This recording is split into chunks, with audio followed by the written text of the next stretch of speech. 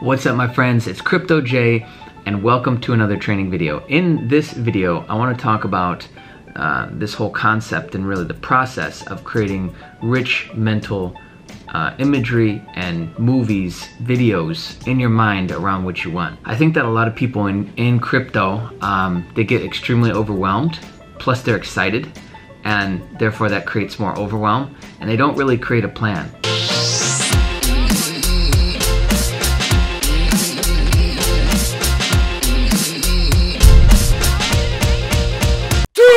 And it's important to know where you're going, right? Like, we've heard this our whole life. Set goals. And then when I first started getting into business, everybody was kind of talking that mantra. And I really didn't understand it. For the longest time, I thought writing out goals and making a plan was stupid. I don't actually remember why. Then I started to realize that the more that I got in tune with the future-based version of myself that had the things that I wanted, the more they started coming true, right? Coming true and coming to me. Don't let your dreams be dreams. Make your dreams come true! I want to kind of like play on that line for a second and really talk about that. Is the reason why it's so important to make a plan. And you don't have to, but the more concrete of a plan you make, meaning that the more you start to live in this future-based version of yourself with the goals that you have with cryptocurrency, the more likely they are to come true. That's just a simple reality. Most people, they walk right up to the finish line and they don't walk through. They don't think about what does it feel like to actually have that. So what would tomorrow be like?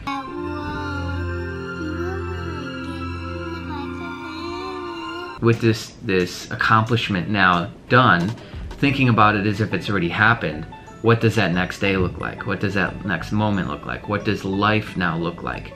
If it's a dollar amount, then you would look at what is life now like with $100,000 in crypto, $1 million in crypto, $10 million in crypto, whatever that is. What is life now like? Where would I probably be living?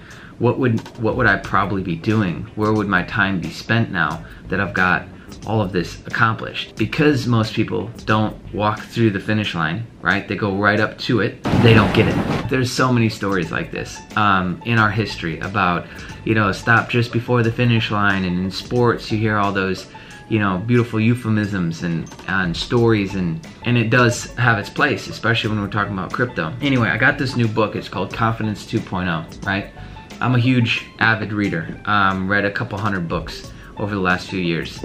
I absolutely love devouring information and studying to grab little nuggets to apply to myself, right? And hopefully improve my quality of life. I didn't get this book because I struggle with a confidence issue. I got this book because I'm hoping it picks up where another book left off. The New Book of Psychocybernetics, or the Book of New Psychocybernetics, I think. It was by Dr. Maxwell Maltz, and then it was picked up by another team that's now kind of managing the whole brand, because they loved it so much that after Dr. Maxwell Maltz passed, they kind of took over the running of it. It's owned by a guy named Dan Kennedy now, who's a classic, old school, I guess you could say, marketer and advertiser. He's one of the titans in the marketing space. And so anyways, the Book of New Psychocybernetics is an amazing book. And what it goes through and what it talks about is Dr. Maxwell Maltz was a plastic surgeon, a reconstructive plastic surgeon in New York, the biggest by far. What he started to notice is that in post-op, when he would talk to people and they're fixed, right? Face is fixed, nose is fixed, he would start to see this varying thing happening to where some people would be fine because the physical was fixed, now the internal was fixed, and they're back whole and complete again. You notice with some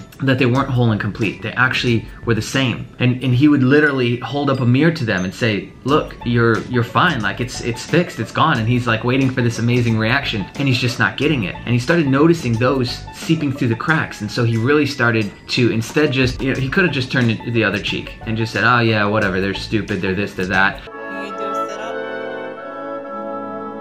But he didn't. So he started to study what was going on, and he started to put together a set of, I guess you could say, criteria and a plan to help reconstruct your self-image, which that's right after Nathaniel Branden, which he actually passed a few years back, which was a shame because he was considered the godfather of self-esteem. So self-esteem, self-image, confidence, they're all kind of like the same stuff.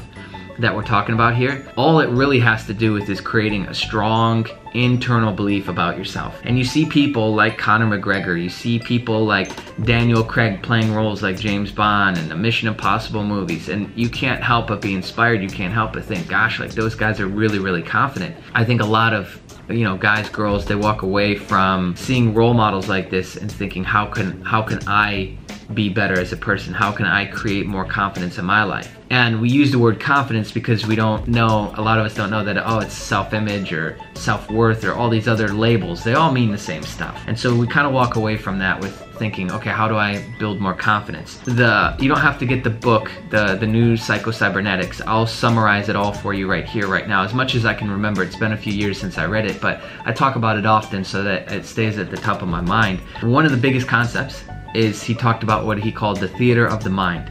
And what the book goes into and delves into is the study of how strong the mind actually is. This is something that just fascinates me. I love studying the brain, cognitive performance, neurosynapses, all that fun stuff. So he referenced a lot of different studies, double-blind, triple-blind studies, to where they tested people based on the mental game only. Mental game versus the physical game. They did it with Olympic athletes who worked out, and they found that strength gains were very similar to actually working out. So there was the control was not working out, then there was working out in their mind, and then there was working out physically. And I don't remember the percentages, but I'm pretty sure that the people who worked out in their mind actually had the biggest strength gain. It was like over 30% strength gain. And the people who physically worked out were the next highest, and then placebo was obviously the last. He talks about people like Tiger Woods, Michael Jordan, who all talk about and are very vocal about the fact that, Tiger Woods says he doesn't take a shot that he hasn't first done in his mind. The game has evolved to be more of a mental challenge for me than a physical. And that's one of the reasons that I still play the game, because I can challenge myself mentally. Michael Jordan talked about how he'd play the game hundreds of thousands of times in his mind before he'd even gone to court. And he really explores this topic of playing through things in our mind before we actually physically have to do it. Me personally, I've done this with public speaking. I used to be horrible at public speaking. I almost failed high school because of it. I've ran Toastmaster groups. I've spoken in front of large audiences now. I obviously do these videos which get seen by, sometimes tens of thousands of people. Do it! I did the same thing.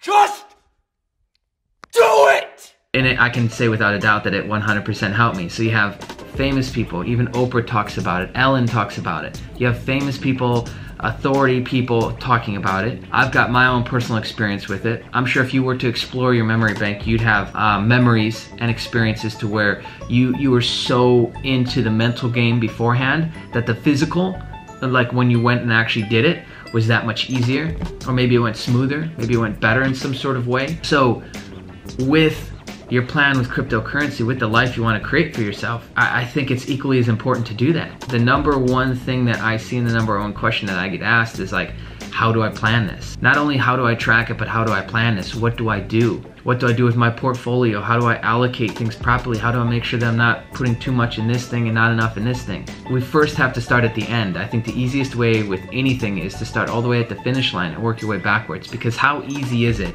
if we start at the very end of where we want to go and we paint that picture very clearly? We can then go and see what about 50% looks like, right? Then we can go and we can kind of look at what the 25% marks look like. Think of this like a linear timeline, just like a ruler. And when we start at the end, it's easy now to look at, well, what's about half look like?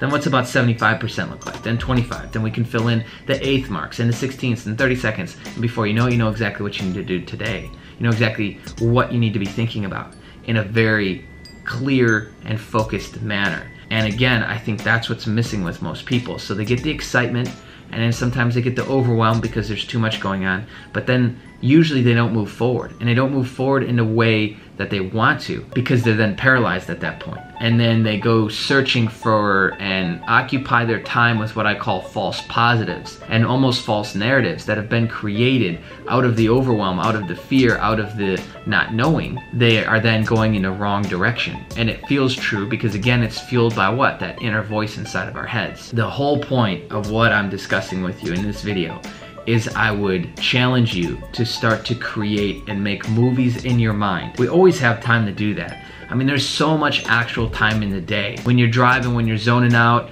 just going down the road, or you're on the train in between transit, or you're on your way to this meeting or that meeting, spend a couple minutes to just, okay, well, what does that look like? What does my ideal life look like? And that in and of itself is such a fun exercise, because what do you got to lose? It's a strange thing that happens when you cross over from a kid to an adult. It's like all of a sudden there's no more time to play.